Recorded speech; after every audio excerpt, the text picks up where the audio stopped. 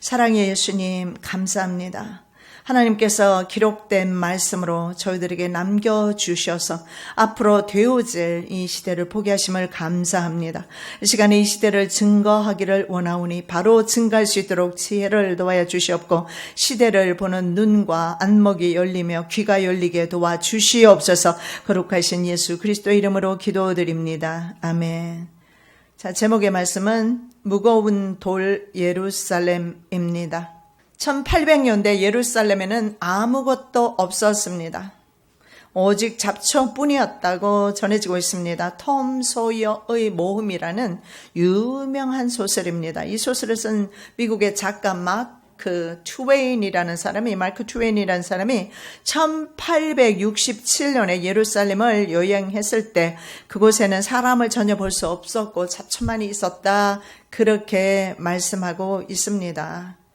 그런데 제가 미국을 다녀오는 그 어간에 말입니다. 트럼프 대통령이 바로 예루살렘은 이스라엘의 수도이다. 그리고 미국 대사관을 텔아비브에서 이제 예루살렘으로 옮기겠다 선포하고 지금 온 세상은 벌집을 쑤셔놓은 것 같이 엄청난 파동이 일고 있습니다. 자, 지금으로부터 약 2600여 년 전에 이스라엘이 바벨론에 함락되어서 역사적으로 이스라엘이 그 국가적인 형태를 잃어버리는 그 비운의 시기에 활동했던 선지자가 있습니다. 바로 에스겔입니다. 이 에스겔이 마지막 날에 이스라엘 땅에는 다시 경작이 이루어질 것이고 그리고 사람들이 살게 될 것이라고 예언했습니다. 가보시면 알겠지만 많은 사람들이 살고 있으며 전 국토는 관계수로가 이루어져서 심지어는 사막에도 스프링쿨러를 통해서 물이 솟아나는, 이사야 말씀에 샘물이 솟아나는, 바다와 사막에 강이 흐르는 그런 역사가 나타나는 것을 볼 수가 있습니다. 말씀 보겠습니다. 에스겔 36장 9절에서 10절. 내가 돌이켜 너희와 함께 하리니 사람이 너희를 갈고 심을 것이며 내가 또 사람을 너희 위에 많게 하리니 이들은 이스라엘 온 족속이라. 그들로 성읍들에 거하게 하며 빈 땅에 건축하게 하리라. 에스겔의 2600년 전의 말씀이 지금 와서 이미 성취되었습니다. 그 땅을 갈고 사람이 갈고 그 땅에 사람이 살고 있습니다. 정말의 디아스포라 되었던 유대인들, 사방에서 흩어졌던 유대인들이 예루살렘으로 돌아왔습니다. 문제는 그 땅에 이미 팔레스타인 사람들이 살고 있었습니다. 1967년 중동 전쟁에서 이스라엘이 점령한 예루살렘의 동부 구역은 원래 자신들의 수도라고 팔레스타인 사람들이 그렇게 주장하고 있습니다. 예루살렘은 아브라함 시대 때에 샬렘 왕도였던 것을 볼 수가 있습니다. 샬렘 왕이 누굽니까? 멜기세덱이 통치하고 있었던 곳이 바로 예루살렘입니다. 그리고 후에 그 땅은 바로 가나안 7족속 중에 하나인 여부스 사람의 땅이 되었습니다. 그러다가 3000년, 지금으로부터 3000년 전에 다윗이 그 땅을 점령하고 여부스 사람의 땅을 점령하고 그곳 이름을 시온성, 다윗성이라 불렀습니다. 그 후로 예루살렘은 이스라엘의 정치와 종교의 중심지로 그리고 또 수도와 성지로서의 그 역할을 감당해 왔습니다. 성경에서 예루살렘은 960번이나 언급하고 있습니다. 그리고 마지막 날에 예수 그리스도께서 예루살렘 앞 동편 감람남, 예루살렘 그 높은 성에서 내려다보면 감람산이 앞에 있어요. 바로 그 산에 예수님께서 바로 강림하십니다. 그날에 그의 발이 예루살렘 앞 곧 동편 감람산에 서실 것이요 감람산은 그 한가운데가 동서로 갈라져 매우 큰 골짜기가 되어서 산 절반은 북으로 절반은 남으로 옮기고 바로 예수님께서는 한 발이 예루살렘 앞 동편 감람산에 설 것이다. 감람산은 그 가운데가 동서로 갈라질 것이고 골짜기가 될 것이다. 이렇게 말씀하고 있습니다. 그리고 예루살렘은 성경에서 하나님의 영원한 처소이라고 말씀하고 있습니다. 역대상 23장 25절 다윗이 이르기를 이스라엘 하나님 여호와께서 평강을 그 백성에게 주시고 예루살렘에 영원히 거하시나니 그 땅에는 여호와 하나님께서 거하시는 하나님의 땅입니다. 바로 예수 그리스도께서 자기 땅에 오셨다고 예수님도 그 땅이 자기 땅이라고 말씀하셨어요.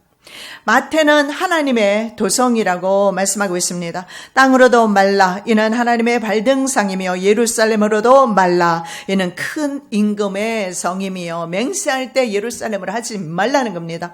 예루살렘은 큰 임금이신 바로 하나님의 도성이라고 말씀하고 있습니다. 그리고 성경에 예루살렘은 여호와의 이름을 두신 곳이지 알라의 이름을 두신 곳은 아닙니다. 애적에 여호와께서 이전에 대하여 다윗과 그 아들 솔로몬에게 이르시기를 내가 이스라엘 모든 지파 중에서 택한 이 전과 예루살렘에 내 이름을 영원히 둘지라. 바로 여호와의 이름이 있는 곳이 바로 예루살렘입니다. 그런데 지금 예루살렘이 자기 땅이라고 서로 두 국가가 싸우고 있습니다. 자, 우리가 첫 번째로 살펴보실 말씀은 전 세계의 무거운 돌 이스라엘입니다. 전 세계 사람들이 다 들려고 해도 들 수 없는 가장 무거운 돌이 바로 이스라엘입니다. 두 주간에 걸쳐서 말씀을 보도록 하겠습니다. 두 번째로 우리가 살펴보는 말씀은 전 세계의 무거운 돌 이스라엘. 그 다음에 두 번째는 두 국가로 나뉘어지게 될 것입니다. 수도로 인정을 한다 할지라도 결국은 이스라엘 한 땅에는 두 국가가 세워지게 됩니다. 팔레스타인 국가와 그리고 이스라엘 국가가 될 것입니다. 이것은 하나님의 진노를 사게 됩니다. 그리고 세 번째, 결국은 이스라엘 땅에는 전쟁이 있게 되는데 열방의 침략을 이스라엘이 받게 될 것입니다. 그 부분에 대해서 살펴보겠는데 오늘은 먼저 전 세계의 무거운 돌 이스라엘입니다. 자, 마지막 때 하나님께서 다시 자신의 백성들을 자신의 땅에 부르시고 그들에게 주셨습니다. 그런데요, 지금 전 세계가 이 일을 반대하고 있습니다. 만군의 여호와가 말하노라 내가 내 백성을 동방에서부터 서방에서부터 구원하여 내고 인도하여다가 예루살렘 가운데 거하게 하리니 그들은 내 백성이 되고 나는 성실과 정의로 그들의 하나님이 되리라. 동서방에서 하나님께서 그들의 백성을 하나님 앞에 범죄함으로 쫓겨났다가 1800, 1900년 동안 흩어져 있던 이스라엘 백성들을 모으셨는데 이미 그 모으시는 일을 끝내셨습니다. 그래서 이스라엘 국가가 탄생한 것입니다. 신문에 보면 뉴스에 보면 많은 제목의 기사가 나오는데 트럼프, 예루살렘, 이스라엘 수도 이런 제목의 기사를 볼 수가 있습니다. 중동의 뇌관을 건드리다. 이스라엘 수도는 예루살렘입니다. 미국 대사관을 예루살렘에 이전하겠다는 트럼프의 이 선포는 반드시 이루어져야 합니다. 그럼에도 불구하고 전 세계는 다 반대합니다. 미국과 이스라엘 외에는 심지어 우리나라까지도 반대합니다. CNN은 이렇게 말합니다. 이스라엘 외에 전 세계가 이 일을 비난하고 있다고 말하는데 바로 오늘 스가랴 선지자를 통해서 하셨던 말씀. 온 국민을 혼축케 하는 잔이 될 것이다. 그리고 그들은 모든 국민에게 무거운 돌이 될 것이다. 어떤 나라에서도 중동에 관련한 해결책이 없는 것입니다. 그래서 많은 뉴스를 보면 이렇게 말합니다. 트럼프가 건드린 예루살렘 지옥문 열었다. 하마스는 이렇게 말합니다. 그리고 어떤 신문은 트럼프가 미쳤다. 트럼프가 벌집을 건드렸다. 기름통을 들고 불 속에 뛰어들었다. 절대 열지 말아야 하는 판도라의 상자를 열었다. 예루살렘은 무슬림에게 꼭 지켜야 하는 레드 라인이며 트럼프가 선언할 경우 이스라엘과 단교할 것이다. 에르도안 터키 대통령의 말입니다. 이스라엘과 우호 관계에 있지만 수교를 끊겠다고 나오고 있어요. 이미 수많은 잔혹한 분쟁으로 괴로워하는 불안한 세계에 긴장을 촉발할 새로운 요소를 더하는 것을 피해야 한다. 예루살렘의 현 상태가 유지되어야 한다. 프란치스코 교황도 반대하고 있습니다. 온 세계가 지금 완전 벌집 쑤시어 놓았습니다. 난립니다. 팔레스타인 자치구역이 있습니다. 이스라엘 안에 아랍인들이 살고 있어요. 그것을 바로 팔레스타인 자치구역이라고 하는데 가자 지구와 서안 지구입니다. 대규모 반미 시위가 현재 이어지고 있고 수많은 사람들이 죽어가고 있습니다. 이스라엘은 시위자에 대해서 살상용 화학 무기를 사용하면서 지금 매일같이 죽는 사람들이 속출하고 있는 상황입니다. 중동의 화약고가 바로 이스라엘, 특히 그중에서 예루살렘입니다. 미국의 MBC 방송은 이렇게 말합니다. 트럼프의 종말이 왔다. 미국이 분열되고 있다. 팔레스타인과 이슬람 세계 사람들은 분노의 날을 정해서 규탄하고 있습니다. 그리고 이슬람 세력인 수니파, 시아파, 이슬람권, 그리고 독일, 영국, 프랑스 등의 서구 우방들조차도, 그리고 인도네시아, 러시아, 중국, 심지어 유엔과 교황, 한국 정부까지도 트럼프의 이와 같은 결정을 반대하고 있습니다. 미국과 이스라엘만 빼고 전 세계가 반대하고 있는데 이 말씀을 스가랴 선지자가 예언하고 있다라는 겁니다. 예루살렘이 이스라엘 수도임을 거부하는 유엔에서야 예루살렘 지위에 관한 결의안 표결 결과는 찬성 128표, 그리고 반대 9표, 기권 35표. 우리나라는 이 결의안에 찬성함으로 바로 예루살렘이 이스라엘의 수도가 아니라고 선포하는데 표를 찍었습니다. 중동에 이스라엘만 없다면 중동과 전 세계는 아주 조용할 것입니다. 그러나 성경은 이렇게 말합니다. 예루살렘을 사랑하는 국민과 사람에게 평안과 형통이 있게 될 것이다. 그래서 예루살렘을 사랑하는 마음으로 우리는 기도를 해야 합니다. 왜냐하면 그곳에 재림의 예수가 다시 오시기 때문에 그렇습니다. 예루살렘을 위하여 평안을 구하라. 예루살렘을 사랑하는 자는 형통하리로다. 내 성 안에는 평강이 있고 내 궁정에는 형통이 있을지어다. 예루살렘의 평안을 위해서 기도하라고 합니다. 예루살렘을 사랑하라고 말합니다. 사랑해야 합니다.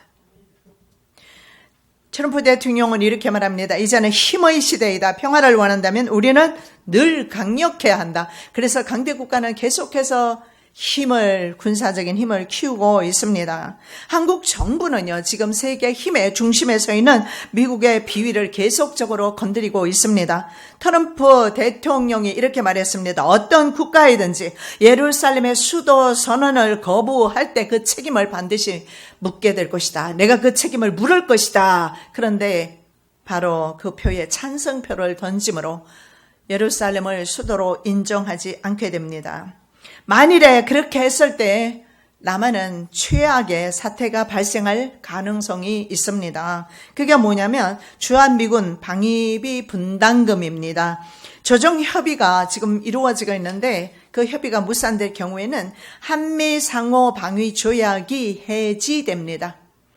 한미 상호 방위 조약이 해지되면 주한미군의 철수가 이루어질 것이고, 그리고 자국민들에 대한 전면 본국 소개 작전이 이루어지게 될 것입니다. 주식 시장은 붕괴되고 외국 자본은 빠져나가므로 한국 경제는 붕괴 상태가 완전 브레이크다운되는 상태가 될 것입니다. 이런 일이 우리나라에 일어나지 않는다는 법이 없습니다. 왜냐하면 계속 핵을 만들다가 이란이 국제사회에 경제 제재를 받았지 않았습니까? 오랫동안. 미국 의회는 이미 예루살렘이 이스라엘의 수도라는 것을 국회에서 통과시켜 놓고 있었습니다. 그러나 역대 대통령들이 감히 그것을 선포하지를 못했습니다. 왜냐하면 이것을 선포했을 때 적어도 16억이 넘는 이슬람 세력을 일어나게 만들고 결집시켜서 미국을 포함한 전 세계를 향하여 그 전쟁을 예비할 수 있기 때문에 할 수 없었는데 트럼프는 그 일을 합니다. 이것은 트럼프의 어떤 내부적인 그런 사정은 물론 있었지만 하나님께서 역사를 이끌어가고 계신다는 의미가 됩니다. 그래서 그들은요, 할 수 있다면 이것을 선포하는 것은, 국회는 통과했지만 이것을 선포하는 것을 보류시키거나 유예시키는 일을 해왔습니다. 대통령의 측근 중에 4위, 여러분 아시는 대로 제럴드 쿠셔너라는 사람이 있어요. 이 사람이 유대인입니다. 자기 부인까지도 유대인으로 개종을 시켰어요. 그래서 이 사람을 비롯한 유대인 3인방이 대통령이 측근해서 일을 많이 했다라고 보지만은 우리는 이 일을 하나님의 성경 말씀의 성취 차원에서 바라보고 있습니다. 트럼프 대통령이 현재 하고 있는 것은 국제 정치를 흔들어서 국내 정치를 다지고 있다는 것이 바로 전반적인 전문가들의 의견입니다. 대통령의 선거 기간 중에서 러시아 커넥션이 문제가 됩니다. 러시아 사람들과 재정을 받고 재정적인 지원을 받아서 선거운동을 했다는 거죠. 그리고 여러 가지 국내 정치적인 압박이 트럼프에게 있고 심지어는 탄핵의 위기까지 몰려있기 때문에 이것을 국제적인 문제로 이슈화 시키면서 방향을 그쪽으로 돌린 것입니다. 그래서 우리가 느낄 때도 한반도의 전쟁은 비켜간 것 같고 오히려 그 위기가 중동으로 간 것 같지만 그렇지는 않습니다. 자, 10년 전만 해도 전 세계는 이스라엘 편이었어요. 성경의 예언대로, 성경에서 예언한 대로 모든 민족의 무거운 돌이 된다라는 말씀처럼, 그리고 시편의 83편에 말씀한 것처럼 그 주변 국가들이 이스라엘을 향해서 벌떼처럼 일어나는 거, 이것을 시편 83편 전쟁입니다. 우리가 다음에 이 말씀은 볼 것인데, 시편 83편이 성취되고 그 다음에 세계대전이 아마겟돈 전쟁 혹은 곡과 마곡의 전쟁이 될 것입니다. 그래서 지금 이스라엘 편에 전 세계가 있다면 하나님의 성경의 말씀이 성취가 되지는 않을 겁니다. 그런데 완전히 10년 만에 말입니다. 완전히 다 바뀌어졌어요. 그렇게 이스라엘의 우호적이었던 나라조차도 지금은 이스라엘을 반대하고 있습니다. 그 이유는 그동안에 세계 언론들이 이슬람 편에 서 있었고 심지어는 전 대통령 오바마가 사실은 이슬람 편에 서 있었고 자기 스스로도 자기는 이슬람 신자라고 그렇게 말했습니다. 무슬림이라고, 자기 자신이 무슬림이라고 그렇게 말했습니다. 그래서 대부분의 국가들이 이스라엘의 반대편에 서 있습니다. 자, 예루살렘이 전 세계 주목을 받는 이유는요, 이스라엘 백성이 하나님께 범죄하면서 그 땅을 쫓겨가고 그 땅에 다른 민족이 살게 되면서 지금 문제가 된 것입니다. 이스라엘은 주 70년의 멸망에서 1948년 5월 14일 독립할 때까지 그 땅에 돌아오지 못했습니다. 왜냐하면 로마가 철저하게 이스라엘을 그 땅에서 쫓아내 버렸어요. 이것은 신명기 28장의 하나님의 말씀, 모세의 유언의 말씀의 성취입니다. 그 땅을 쫓겨나게 될 것이라고. 그래서 그곳에는 수많은 민족들의 종교가 들어와 있었습니다. 자, 올해 2017년도는 이스라엘의 희년이기도 합니다. 희년. 그리고 팔레스타인 문제 해결을 위해서 국제연합의 제안으로 팔레스타인 지역을 유대인 지역과 팔레스타인 지역으로 분할하는 UN 분할안이 있습니다. 그게 바로 UN 분할안 181조입니다. 이것이 선포된 지 70주년이 되는 해입니다. 그리고 1917년에 팔레스타인의 바로 유대인 민족국가 수립을 선포하는 영국 연합군이었던 영국의 발포 외상의 선포가 있었던 날입니다. 즉, 선포가 있었던 바로 100년 전에 이런 선포가 있었습니다. 그것이 바로 2017년도 바로 올해 100주년 되는 해이기도 합니다. 그래서 이스라엘 편에 보았을 때 올해는 굉장히 중요한 해인데, 올해가 가기 전에 예루살렘이 이스라엘의 수도라고 선포되어집니다. 저와 여러분은 그동안 어쩌면 그렇게 자연스럽게 생각했을 거예요. 그러면 이스라엘의 수도가 예루살렘이 아니었던가? 아니었어요. 자, 트럼프 미국 대통령이 예루살렘을 이스라엘의 공식 수도로 인정한 것은 역사가 하나님의 예정대로 가고 있음을 보여주는 사건입니다. 자, 주전 520년에서 518년경에 활동한 스가랴 선지자의 예언입니다. 그 예언이 뭡니까? 모든 국민이 들기에 무거운 돌, 예루살렘에 관한 예언이죠. 2535년 만에 성취되는 것입니다. 그리고 이 말씀 안에 무거운 돌이 되고 이스라엘은 공격받게 될 것이고 전쟁이 일어나게 된다라는 것을 예언하고 있습니다. 그래서 스가랴 선지자 예언대로 전 세계가 이 일을 일치해서 한결같이 비난하고 있습니다. 세계 모든 국가와 인구 대다수가 반대하고 있습니다. 심지어는 미국의 국회의원들조차도 미국 국민들조차도 반대하는 의견이 더 많습니다. 그럼에도 불구하고 남는 것이 없이 장사꾼인 트럼프가 이 일을 했겠습니까? 자기의 이익이 있다는 겁니다. 자국의 이익이 있다는 겁니다. 우리가 생각하는 만큼 트럼프는 그렇게 무모한 사람이 아니에요. 전략가입니다. 그는 장사꾼이에요. 그가 전 세계적인 장사꾼이 된 것은 이유가 있습니다. 트럼프 이방카라 그 사람 트럼프가 사업을 얼마나 잘했으면 그 트럼프 이방카라는 그 브랜드가 미국에 보면은요. 가게마다 다 들어와 있어요. 사업이 그만큼 성공했다는 거예요. 그 브랜드가 좋은 브랜드로 속하고 있어요. 그 정도로 사업을 할 사람이면 이 사람은 주로 있잖아요. 중동에 있는 그런 부호들과 사우디 아라비아 이런 왕들과 교역을 했던 사람이에요. 그래서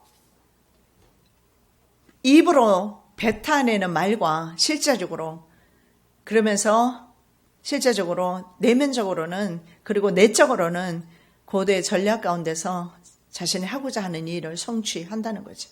그리고 자기의 선거 공약 약속 가운데 하나가 바로 예루살렘을 수도로 인정하는 거였고 하나님께서 그를 지금 사용하고 있습니다. 자, 현재 주변 적대국들로 에워싸여 있죠. 예루살렘, 이스라엘은. 그래서 어떻게 보면 적들과 동거하고 있습니다. 그런데 이 예루살렘 아주 작은 한 지역입니다. 예루살렘이 얼마나 작은지 몰라요. 그런데 이 작은 예루살렘은 전 세계 모든 나라가 들기에 너무 무겁다. 해결하기에 너무 어려운 국제적인 문제 도시가 되어버렸습니다. 누구도 해결할 수 없는 무거운 돌입니다. 오바마 행정부 때 중동 담당 보좌관이었던 필립 고든이라는 사람이 이렇게 말합니다. 중동 내부 역학관계 복합성을 볼 때 중동 평화에 관해서는 사실상 새로운 해법이 없다. 성경에도 그 해법은 말하지 않습니다. 전쟁을 말하고 있을 뿐입니다. 그리고 전쟁 후에 예수 그리스도께서 감람산에 서게 될 것을 말씀하고 있습니다.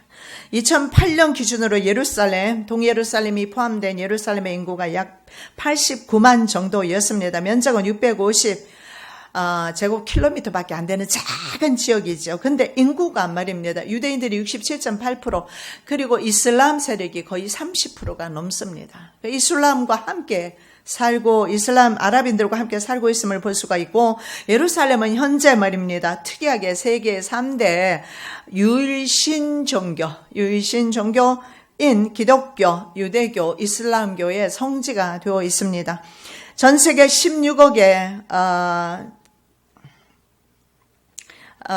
16억 기독교, 이슬람교 그리고 1600만의 유대인들의 성지이기도 합니다. 현재 국방부를 제외한 이스라엘의 거의 모든 주요한 입법, 사법, 행정부가 실제로는 예루살렘에 있습니다. 그러나 예루살렘은 현재 국제법상 어느 국가에도 소속되어 있지 않아요. 참 희한하죠. 그죠? 예를 들어서 우리나라의 모든 땅이 우리나라에 소속이 되어 있는데 서울이 우리나라 것이 아니라면 이해가 되겠습니다. 그래서 예루살렘은 국제법에서 어느 국가에도 소속되어 있지 않아요. 유엔은 1947년부터 분쟁 지역인 예루살렘을 특별한 국제체제 아래 두었습니다. 중동에서 종교 문제 민감함 때문에 예루살렘을 이스라엘의 수도로 인정한 나라는 지금까지 하나도 없고 국가 정상도 없었습니다. 그래서 심지어는 각국의 대사들도 예루살렘에는 그 대사관을 둘 수가 없어서 텔아비브는 바로 성경에는 욥바 항으로 나오는 것이 텔아비브입니다. 그래서 이 텔아비브는 현재 이스라엘의 경제적인 수도입니다. 그러나 실제로는 정치적인 수도는 바로 예루살렘입니다. 그런데 인정하지 않는 것뿐입니다.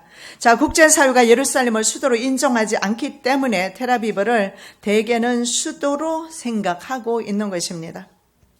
자, 예루살렘이 요르단강 동편과 서편으로 나누어서 예루살렘이 요단강으로 중심을 해서 동편 서편이 나누어지죠.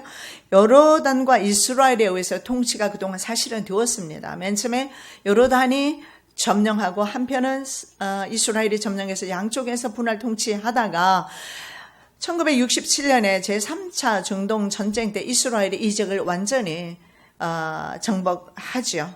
그래서 그때부터 시작해서 이스라엘이 점령하면서 이스라엘의 통치 권 안으로 들어오게 됩니다. 그때부터 예루살렘은 동서 예루살렘으로 나누어지게 됩니다. 그런데 성경에서는 이 동 예루살렘을 다윗성, 바로 시온성이라고 그렇게 말해요. 그래서 이 성이 바로 성경에서 말하는 하나님의 도성인 것을 알 수가 있습니다. 그런데 이스라엘 영토 안에 아까 제가 말했던 것처럼 팔레스타인 자치기구가 있는데 이 자치기구가 어디에 있느냐면 서안지구와 웨스트뱅크입니다. 그리고 가자지구에 있어요. 근데 동예루살렘이 바로 이 서안지구, 바로 접경 지역에 있어요. 서안지구에 있습니다. 자, 그림을 보시겠습니다. 자, 서안지구가 나오는데 영어로 나옵니다. 웨스트뱅크라고 나와 있죠. 보이세요?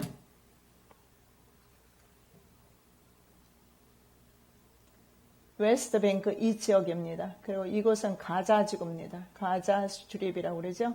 웨스트뱅크. 그리고 텔아비브는요. 여기 있죠. 바로 지중해 옆에 있습니다. 경제 수도이고 정치 수도입니다. 이것이 바로 웨스트뱅크인데 예루살렘이 이곳에 있어요. 요르단강을 중심으로 해서 요르단강 보이시죠? 요르단강 중심으로 해서 요르단 왕국이 현재 있습니다. 여기는 이스라엘 지역이죠. 노란 부분과 흰색 부분. 중심 가운데 저 웨스트뱅크는 에스겔 선지자가 말씀하신 에스겔 37, 38장에 보면 공마곡 전쟁이 일어났을 때 공마곡 연합군이 웨스트뱅크 서안지구입니다. 와서 엎드러지게 될 것이다. 이스라엘이 전쟁이 나면 세계대전이 일어나면 이스라엘이 이깁니다. 자, 그 다음에 보시면 유대인과 팔레스타인의 분포도를 볼 수가 있습니다.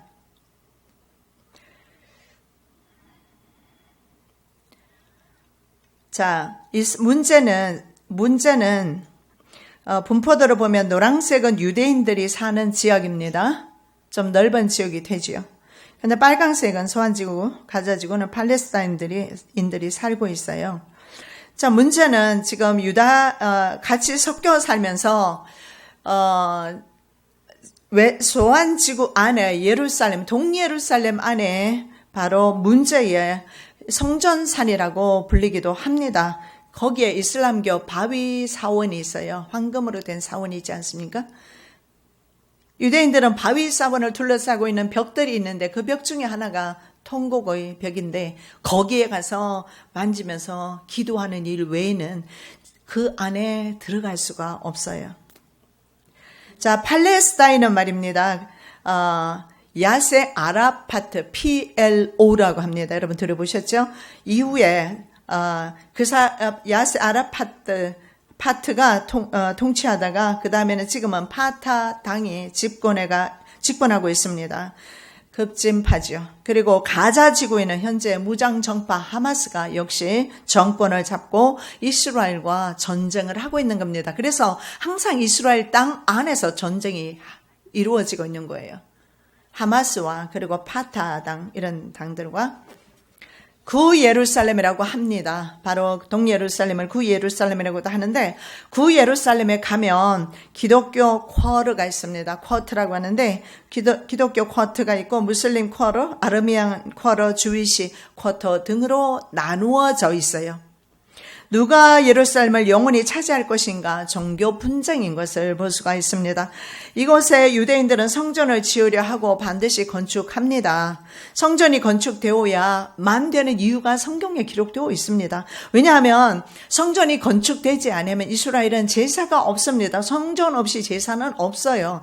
그런데 성전 제사가 이루어지게 되고 성전 제사가 이루어졌을 때 그 제사를 드리고 그 일의 절반에 그렇게 말합니다. 제사가 이루어지고 한 일의 약속을 굳게 정하셨잖아요. 그게 바로 7년입니다. 7년 중간에 제사와 예물이 금지될 것이다. 제사와 예물이 금지되려면 성전이 지어져야 하고 성전이 지어지고 그곳에서 제사가 이루어져야 합니다. 왜냐하면 이스라엘은 아무 곳에나 제사하면 안 돼요. 반드시 예루살렘에서 정해진 성전에서 그들은 제사해야 되기 때문에 그래서 반드시 성전은 건축이 이루어집니다. 그리고 적그리스도가 나타나서 이제는 제사를 금지하는 것이 다니엘서 말씀에도 나와 있죠. 그 일의 절반의 제사와 예물을 금지할 것이다.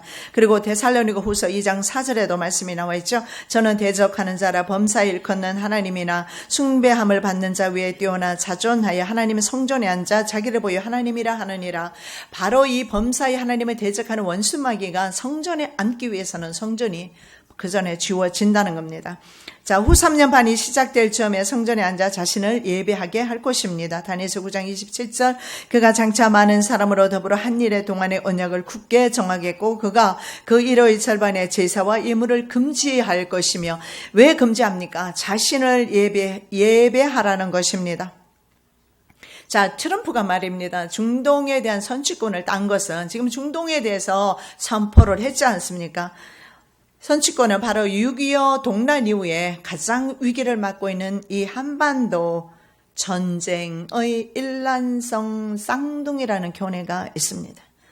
다시 말씀드리면 중동 지역의 현재의 그 전쟁 무드와 바로 한반도의 전쟁이 같이 간다는 의미가 있습니다.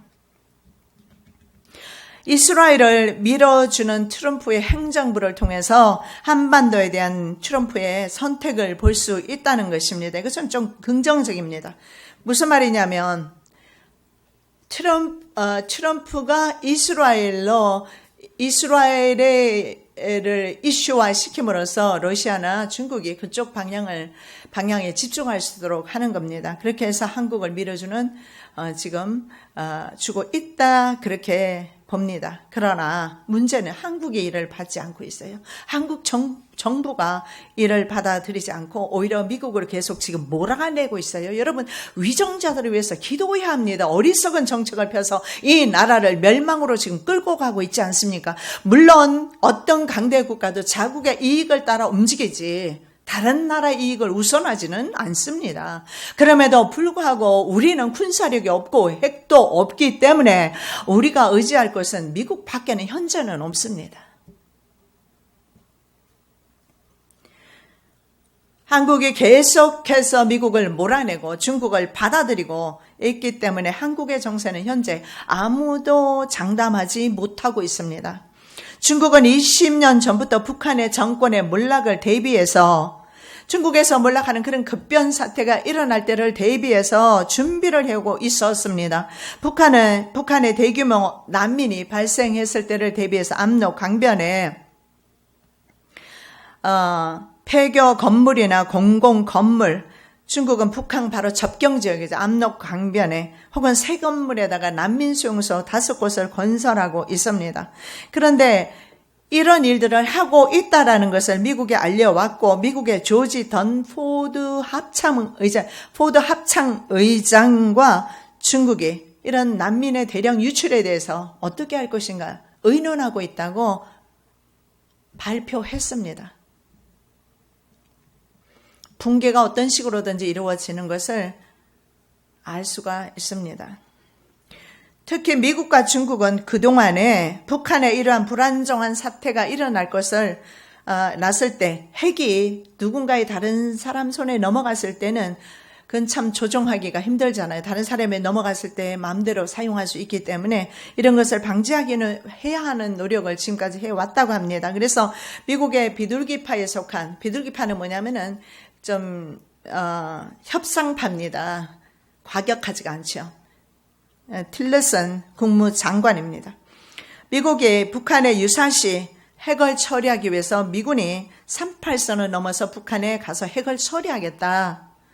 그렇지만 반드시 38선 이남으로 복귀할 것이다. 중국에 약속했다라고 뉴스에서 나오고 있습니다. 북한의 핵의 해체는 미군이 맡을 것이고, 그리고 북한의 질서는 한국군을 올려보내서 지키도록 하겠다, 이렇게 말합니다. 그러나 중국의 입장은 달라요. 중국은 이렇게 말합니다. 우리가 수비를 해야 된다. 전진 수비를 위해서 북한을 포함한 북한 내 100km 전방까지 우리가 가겠다. 그런데 미국에서는 그렇게 말하지 않습니다. 아니다. 5km 이상 들어오지 마라. 그리고 한국 정부에도 말합니다. 미국이 북한이 우리는 월경하지 않는다. 중국이 월경하도록 그대로 두면 안 된다. 중국은 5km 이내 이상 들으면 안 된다. 왜냐하면 중국은 유엔의 평화유지군의 이름으로 질서유지군으로 들어와서 북한을 삼킨다라는 겁니다. 이거는 오늘 아침 뉴스입니다. 매티스 미국의 국방장관이 말한 것입니다. 한반도에 폭풍우 구름이 오고 있다. 언제든지 전쟁에 대비해야 한다. 그래서 물었습니다. 그럼 평창 올림픽에 도발할 것인가? 저도 그런 생각이 들었지만 바로 매티스 국방장관도 같은 말을 합니다. 모든 전 세계에서 온 선수들을 죽여서 전 세계 사람들의 반감을 살 그런 어리석은 김정은은 아니다라고, 그래서 그때는 일어나지 않을 것이라고 그렇게 말을 합니다.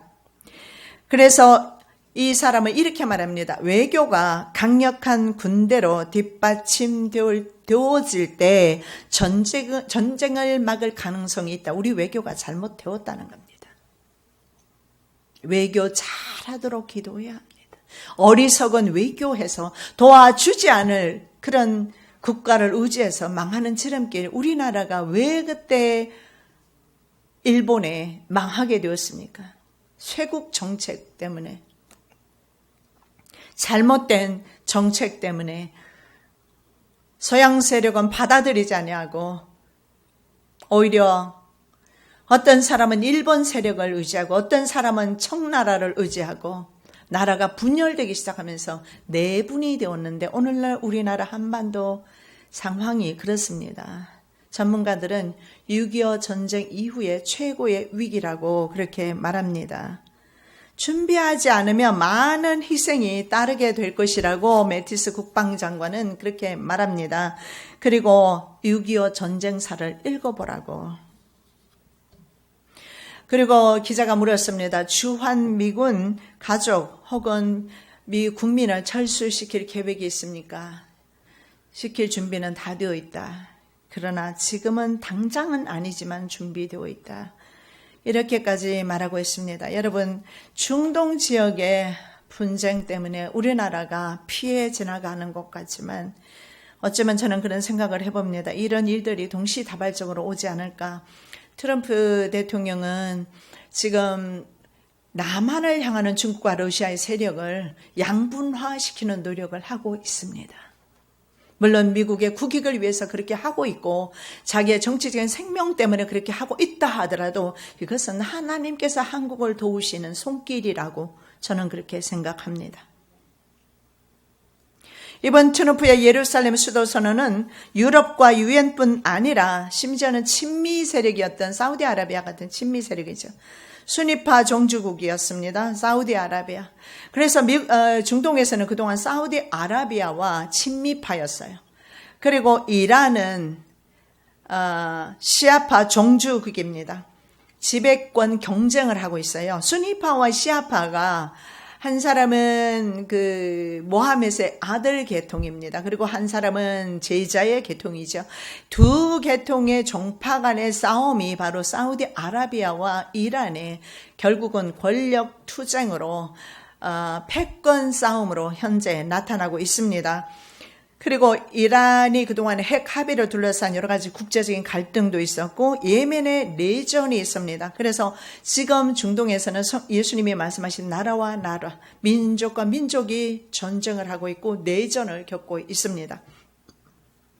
이런 중동 국가의 세력 판도 전체를 뒤흔드는 계기가 되어버렸어요. 이번에 이 선포로 인해서. 그래서 사우디아라비아 등의 친미 쪽 내지는 친이스라엘 쪽의 모든 국가들조차 완전히 돌아서 버렸다는 거죠. 성경의 말씀의 성취입니다.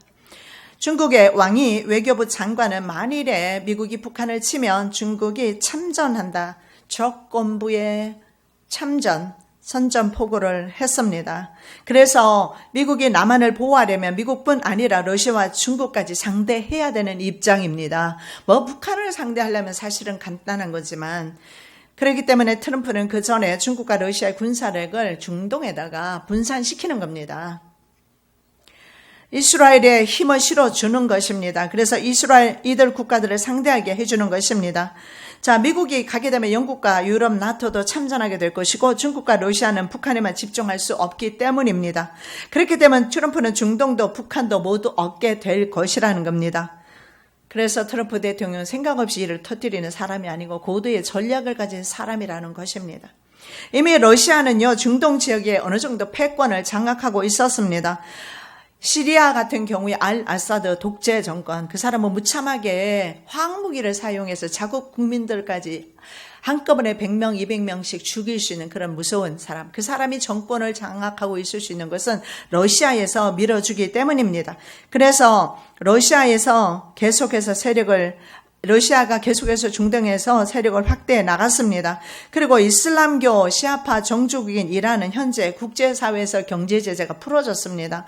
핵 합의가 이루어졌습니다. 그래서 핵이 엘람이라는 곳에서 에스겔 선지자가 예언했던 곳이죠. 엘람 수산성이라고 나와 있잖아요.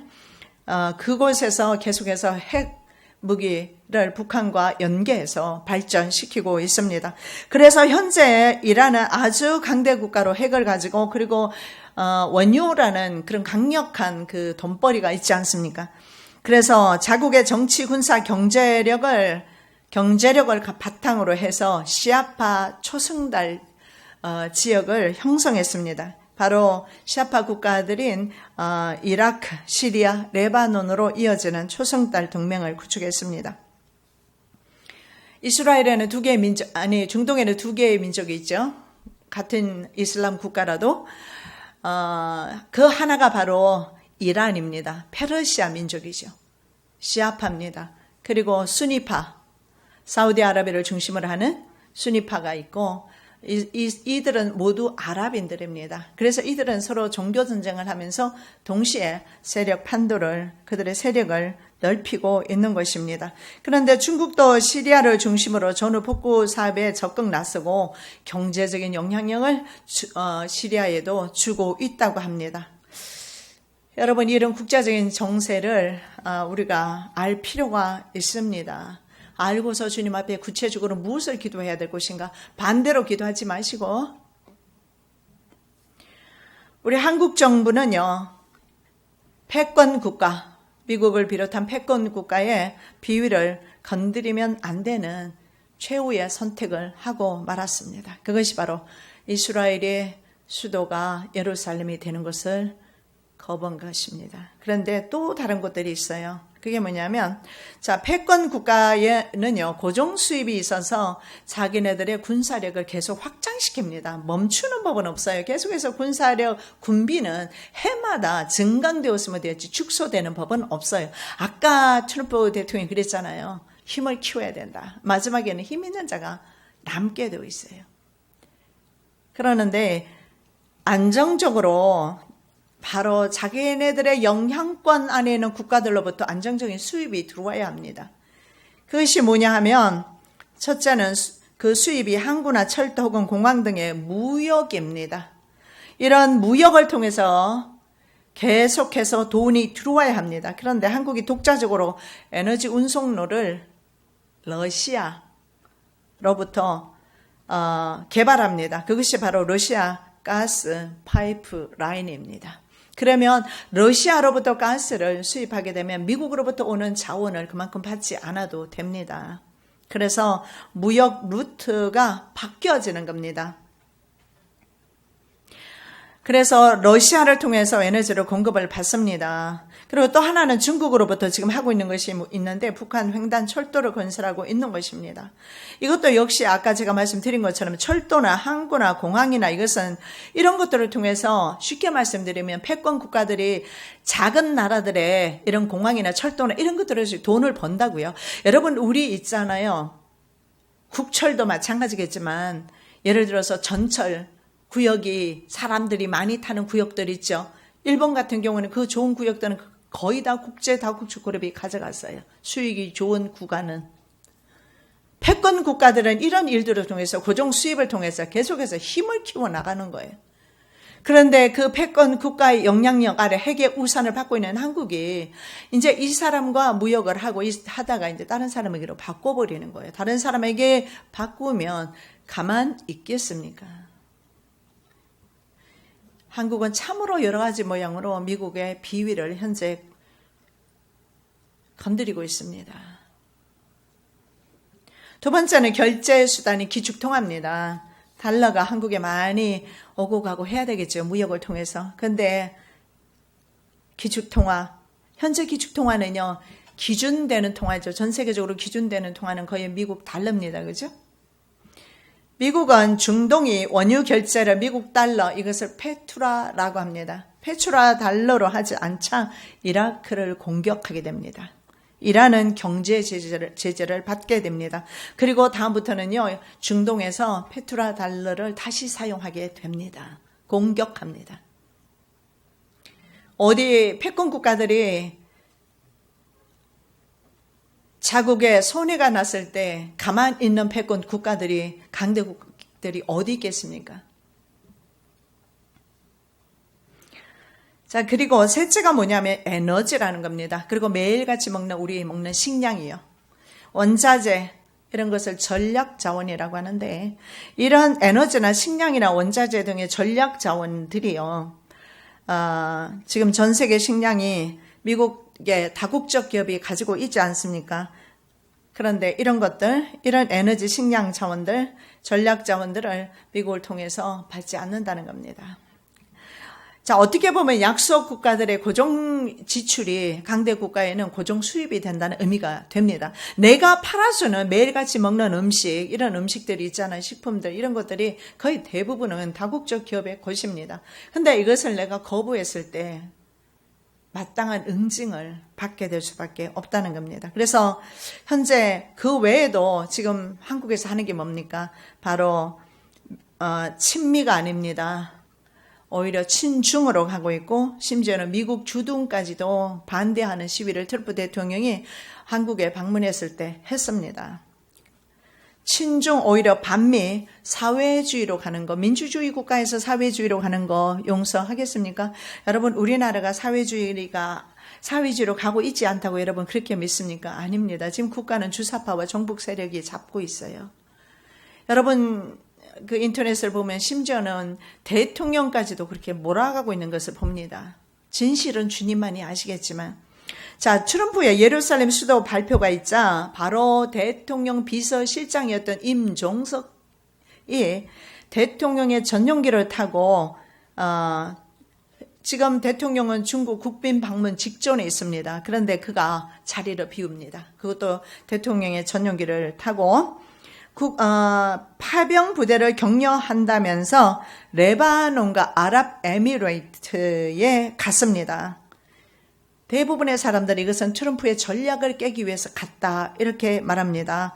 청와대가 미국과 싸우겠다는 의지의 표현이라고 그렇게 보고 있어요. 내국 사람도 그렇게 보고 있는데 미국에서는 어떻게 보겠습니까? 한반도 공사나 계획서 전달 때문에 갔다 이렇게 말들 합니다. 왜냐하면 대통령 최측근에 현재 주사파 사람들과 종북 세력으로 채워져 있기 때문에 그렇습니다. 그가 레바논에 간 이유가 있습니다. 레바논에 북한 대사가 주 시리아 대사를 겸직하고 있어요. 레바논에 가면 시리아 대사, 북한 대사를 만날 수가 있다는 겁니다. 그래서 북한, 레바논과 UAE, 바로 그 아랍에미레이트죠. 우리 남한과 북한의 동시 수교국입니다. 그래서 남한의 특사가 얼마든지 북한의 사람들을 만날 수가 있어요. 어디 가면 아랍에미레이트나 아니면 레바논에 가면. 그래서 북한 대사관의 진입이 용이했을 것이다. 여러분, 임종석에 대해서는 한번 인터넷 들어가 보십시오. 아주 엄청 뜨겁습니다. 문재인 대통령이 중국 국빈 방문에 의전 담당인 비서실장의 자리를 비운 것 때문에 국회 이 문제가 넘어갔고, 국회에서 이 문제를 이제 문책하기 전에 임종석은 휴가를 가버렸습니다. 이건 국가를 농락하는 거 아니겠습니까? 여러분, 국가와 이제는 위정자들을 위해서 우리는 기도할 때입니다. 예레미야 29장 7절입니다. 너희는 내가 사로잡혀 가게 한 그 성읍의 평안하기를 힘쓰고 위하여 여호와께 기도하라. 이는 그 성이 평안함으로 너희도 평안할 것임이니라. 지금 누가 정권을 잡고 있든지 간에 우리의 기도가 필요합니다. 그래서 우리나라가 현재는 바로 박근혜 대통령이 대통령으로 있을 때와는 다른 방향으로 정책이, 외교 방향이 가고 있는 것은 분명합니다. 바른 외교 정책을 펼 수 있도록 우리 모두가 기도해야 될 것입니다. 사랑의 예수님, 감사합니다. 심지어는 사로잡혀 간 그 성읍의 평안을 위해서도 여호와께 기도하라고 말씀합니다. 하물며 우리 민족입니다. 내 조국입니다.